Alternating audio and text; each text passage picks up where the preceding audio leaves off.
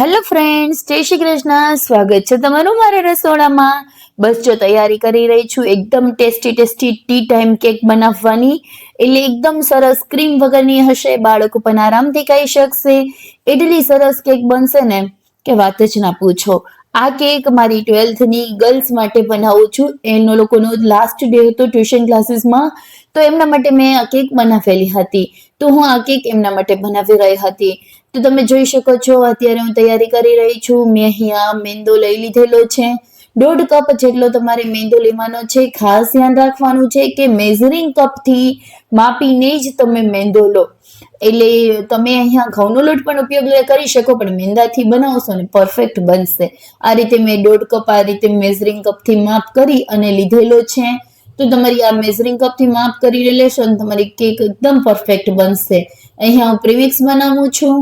અહીંયા તમે જોઈ શકો 1/3 કપ જેટલી ખાંડ લીધેલી છે. મેં ઓછી મીઠી બનાવેલી હતી, તમે વધારે પણ લઈ શકો.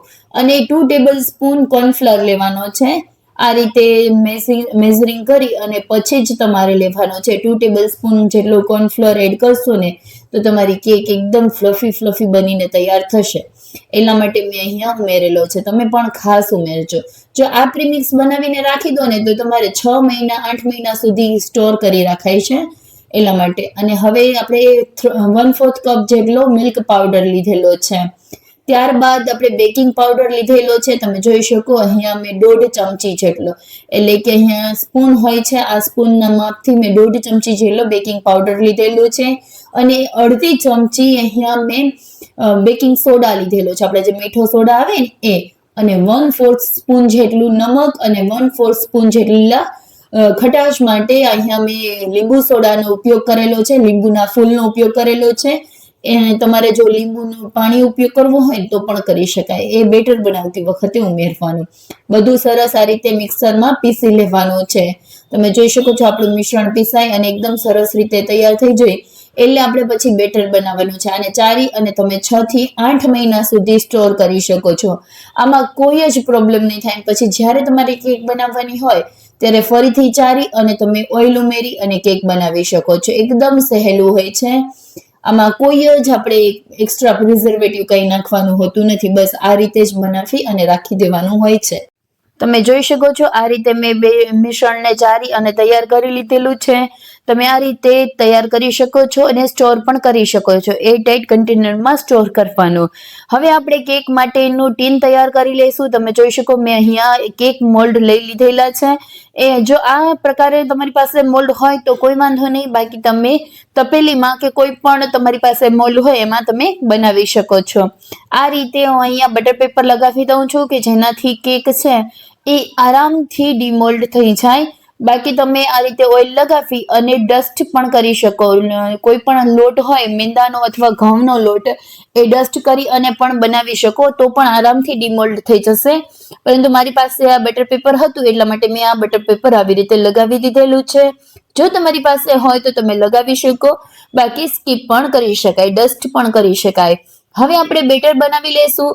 તો બેટર બનાવવા માટે મેં અહીંયા સાવ સિમ્પલ છે બેટર બનાવવું. આપણે જે પ્રીમિક્સ બનાવેલું છે એ પ્રીમિક્સ લઈ લેવાનું છે અને આ રીતે બસ જસ્ટ પાણી અને ઓઇલ એડ કરવાના છે અને બરાબર રીતે મિક્સ કરવાના છે. તમે જોઈ શકો એક જ ડાયરેક્શનમાં મિક્સ કરવાનું છે, એક જ ડાયરેક્શનમાં આપણે ફેરવવાનું છે આ રીતે વિસ્કરથી. તો એકદમ એર ક્રિએટ થશે ને સરસ એવા બનીને તૈયાર થશે. જોઈ શકો છો હું આ રીતે એક જ ડાયરેક્શનમાં બધું બરાબર રીતે મિક્સ કરી રહી છું. મેં અહીંયા 3 કપ લીધેલા હતા.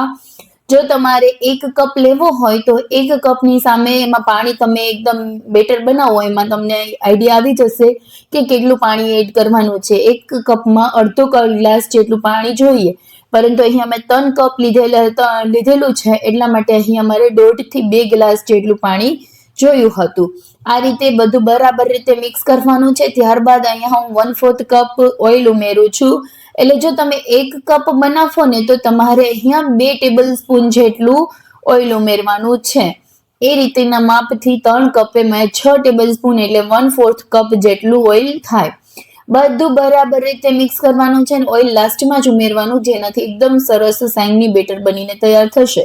તમે જોઈ શકો આપણું બેટર એકદમ સરસ આમ પડે છે. તમે જોઈ શકો આ રીતે કે પડે ને ઈડલી જેવું બેટર હોવું જોઈએ. ઈડલીનું બેટર કેવું હોય એવું બેટર હોય ને તો એકદમ સરસ લાગે એમ. આ રીતે ફ્લિપ થતું પડે ને એટલે એટલું સરસ બેટર બને ને. હવે એક બેટર આપણે ચોકલેટ ફ્લેવરનું બનાવવાનું છે અને એક વેનીલા. તો મેં અહીંયા કોકો પાવડર ઉમેરી દીધેલો છે. તમારી પાસે જે કોકો પાવડર અવેલેબલ હોય ને એ ઉમેરી શકો. મારી પાસે અહીંયા ડાર્ક કોકો પાવડર હતો એટલા માટે મેં અહીં ઉમેરી દીધેલો હતો. તમારી પાસે જે હોય એ તમે એડ કરી શકો.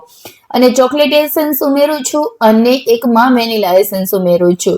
આ રીતે જો તમને જે એસેન્સ જે ફ્લેવર ભાવે એ તમે ઉમેરી શકો છો. વ્હાઈટ બેટરમાં મેં વેનીલા ઉમેરેલું છે અને બ્રાઉન બેટરમાં મેં ચોકલેટ એસેન્સ ઉમેરેલું છે. તો જેનાથી ફ્લેવર એકદમ સરસ આવશે, સ્મેલ એકદમ સરસ આવશે. આપણે આવી રીતે બે બેટર અલગ અલગ શા માટે કરીએ છીએ કે મારે છે ને ઓલી જે ઝીબ્રા પ્રિન્ટ કે માર્બલ પ્રિન્ટ આવે ને એવી કેક બનાવવી છે. એટલા માટે હું અહીંયા આવી રીતે બે બેટર બનાવું છું. તમે જોઈ શકો આપણું ચોકલેટ બેટર એકદમ બનીને તૈયાર થઈ ગયું છે. વેનીલા બેટર પણ તૈયાર છે. મને એની સ્મેલ એટલી ગમે ને તો હું એનું સ્મેલ કરતી હતી કે કેવી સરસ સ્મેલ આવે એમ. હવે આપણે બધું જે કેક ટીન છે ને એમાં એડ કરી દેવાનું છે. તમે જોઈ શકો એક લેયર આપણે ચોકલેટનું ઉમેરીશું, ત્યાર પછી બીજું લેયર વેનીલાનું ઉમેરીશું. આ રીતે તમારે થોડીક એક મહેનત લાગશે પરંતુ આ રીતે એક એક કરીને જ ઉમેરવાના છે. તમે જોઈ શકો એક એક લેયર્સ કેટલા સરસ લાગે એમ. મને તો આ જોવું જ બહુ ગમે. એટલા મસ્ત લાગે ને આ લેયર્સ, એમાં કેકમાં પણ એટલા સરસ આવશે એમ. તો આ રીતે બનાવશો ને પરફેક્ટ તમારી માર્બલ કેક, ઝીબ્રા કેક, જે ટી ટાઈમ કેક તમે કહો ને એ એટલી પરફેક્ટ બનીને તૈયાર થશે. અને એટલા લેયર્સ એમ કેક બેક થઈ ગયા પછી પણ લાવશે. તમે જોઈ શકો કેટલા સરસ લાગી રહ્યા છે ને. એક બ્રાઉન એક વ્હાઈટ, એક બ્રાઉન એક વ્હાઈટ, એટલા મસ્ત લાગે ને. એમાં ઉપરથી મેં આ રીતે ટૂથપીક લઈ અને ડિઝાઇન કરી દીધેલી છે. જોઈ શકો એટલી સરસ ડિઝાઇન લાગે ને. અને આ અંદર પણ ઇફેક્ટ કરશે, અંદર પણ આવી ડિઝાઇન આવશે એટલે એકદમ મસ્ત લાગશે એમ, બેકરી જેવું જ લાગશે. હું અહીંયા ઓવનમાં નથી બનાવી રહી. આ રીતે મારી પાસે જૂનું એક ઢોકળિયું છે, હું એ ઢોકળિયામાં જ બનાવું છું. તમે જોઈ શકો છો આ રીતે બસ ખાલી ઢોકળિયામાં નીચે કાંઠો મૂકી અને આ મૂકી દેવાનું છે, કેકનું ટીન મૂકી દેવાનું છે. અહીંયા મેં કોઈ જ ઓવનનો કે કોઈ કુકરનો ઉપયોગ નથી કરેલો. બસ આ રીતે સિમ્પલ બેક કરવા મૂકવાનું છે. અહીંયા ધીમા ગેસ ઉપર તમારે 40 થી 45 મિનિટ સુધી મૂકવાનું છે. 40-45 મિનિટ પછી તમારે આ રીતે ટૂથપીક કે કોઈ લઈ અને ચેક કરવાનું છે. જો એ ક્લીન આવે તો એ કેક બેક થઈ ગયું છે અને તમે બહાર કાઢી શકો. જો એ ક્લીન ના આવે તો તમારે 5 થી 10 મિનિટ હજી થોડી વાર માટે મૂકવાનું. આપણી કેક બનીને તૈયાર થઈ ગઈ છે. તો આ રીતે તમે જોઈ શકો છો. કાઢી લઈએ આપણે બહાર કે જેનાથી એ ઓવરકુક નહીં થાય. જોઈ શકો તમે ડિઝાઇન એવી ને એવી રહી છે, એકદમ સરસ એવી ને એવી રહી છે. આપણી ડિઝાઇન જરા પણ ખરાબ નથી થઈ એમ. એટલી સરસ લાગે ને આ કેક. આમ જો બાળકોને તો એટલી ભાવશે ને કે બાળકો એમ કે આરામથી ખાઈ લેશે અને બીજી વખત માંગશે પણ, કારણ કે એટલી ટેસ્ટી બને. અને આ ટી ટાઈમ કેક છે એટલે એટલી સરસ લાગે ને. તમે જોઈ શકો કેટલી ક્લીન નીકળ્યું છે આમ. કેક જરા પણ ચોટી નથી કે જરા પણ ખરાબ નથી થઈ. આપણી કેક એકદમ સરસ બનીને તૈયાર થશે. આ માપથી બનાવશો ને તો આરામથી તમારું પ્રીમિક્સથી આ એક જ કેક નહીં, તમે અલગ અલગ પણ બનાવી શકો. વ્હાઈટ સ્પોન્જ બનાવી શકો, ચોકલેટ સ્પોન્જ બનાવી શકો, કોઈ પણ સ્પોન્જ બનાવી શકો. પ્રીમિક્સ બેઝ એક જ રહેશે. તમે જોઈ શકો આપણા લેયર્સ કેટલા સરસ લેયર્સ નીકળેલા છે, જોઈ શકાય છે. એકદમ બહુ જ સરસ એમ. છોકરીઓ તો ખુશ થઈ ગઈ હતી. મેં છોકરીઓને એટલે કે મારે ત્યાં આવે છે ગર્લ્સને મેં આ રીતે એમ કે કેકના પીસીસ કરી અને ઉપરથી ચોકલેટ સિરપ લગાવી અને આપેલી હતી. તો એને તો બહુ જ ભાવી.